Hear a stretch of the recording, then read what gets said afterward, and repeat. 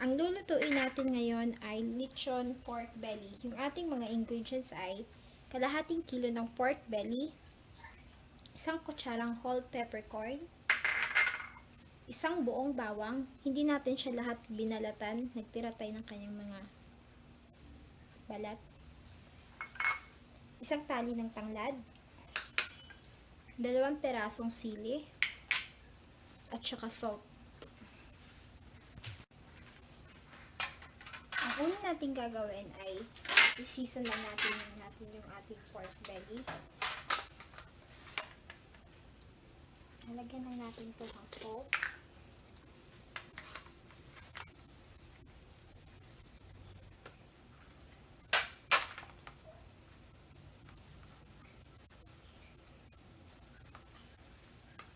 Dapat lahat malagyan ng salt.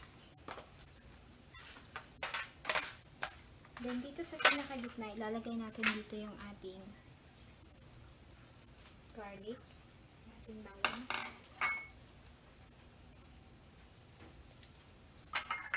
Then yung ating whole peppercorn.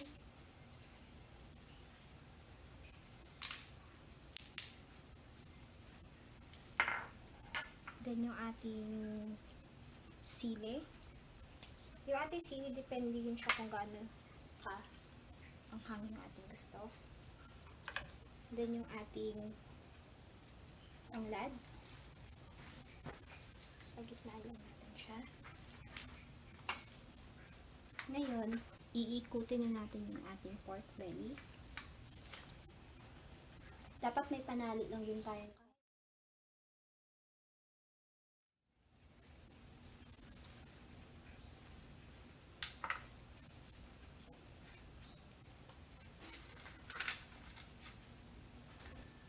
susunod natin gagawin, ikukuha lang tayo ng ating baking dish.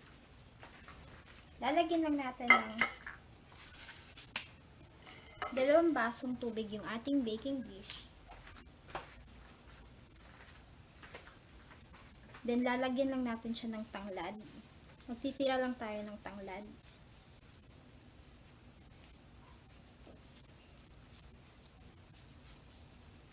Lalagay lang natin siya dyan. Kukuha lang tayo ng ating rack. Dito natin ipapatong yung ating lechon pork belly. Patong lang natin siya dito. Then, ibibake lang natin to for 3 to 4 hours.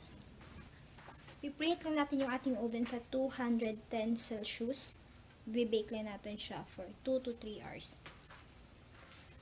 Ngayon, ipapasok na natin yung ating pork belly sa ating oven.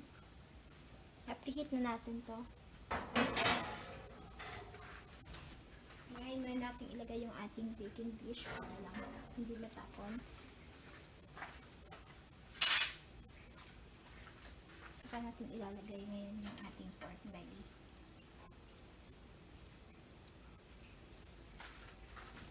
Papasok na natin siya.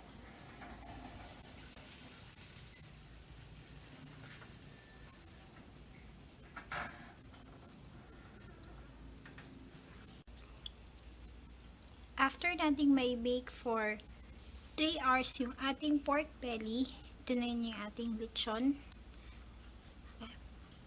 lechon pork belly. Kunin na natin siya. Gandang init.